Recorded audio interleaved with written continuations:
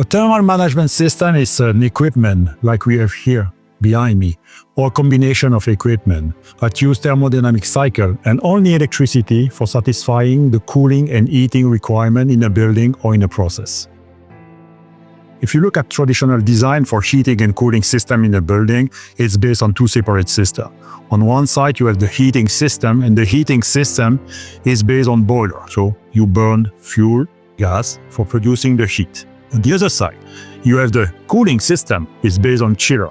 And these chillers are completely disconnected from the heating system.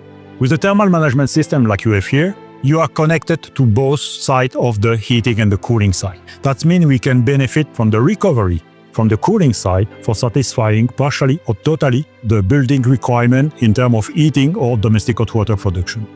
Most of the buildings, they require heating and cooling. Simultaneous need depends really on the type of building, but you have building where you have a lot of potential for recovering the energy. For example, to hospital. In an hospital, you need cooling, whatever the period of the year.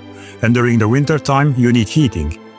The same in the summer. Even if you don't heat the building itself, you need to produce sanitary hot water for the hospital. So there is a huge potential for recovering the heat from the cooling system for satisfying partially or from time to time totally the heating requirement of a building. So let's take the example in the industry. This unit can operate in heating mode, cooling mode, or heat recovery mode, and can combine the different modes. In fact, there is 3 heat exchangers on this unit. One of the heat exchanger is connected to the cooling side, the other one is connected to the heating side, and we have an air heat exchanger. This air heat exchanger is used for balance the difference between the heating demand and the cooling demand in the building.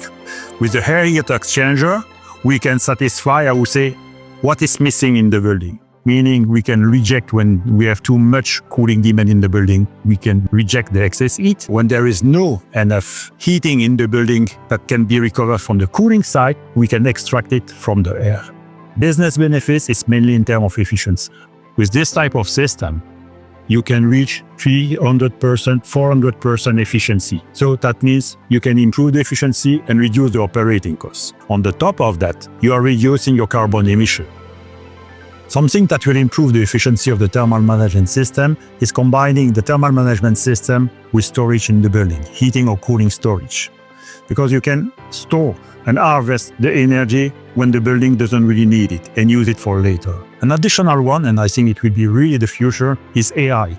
Combining AI, meaning getting data from the building regarding the building occupancy, the building behavior, with the thermal management system and the storage will tremendously improve the efficiency in the building.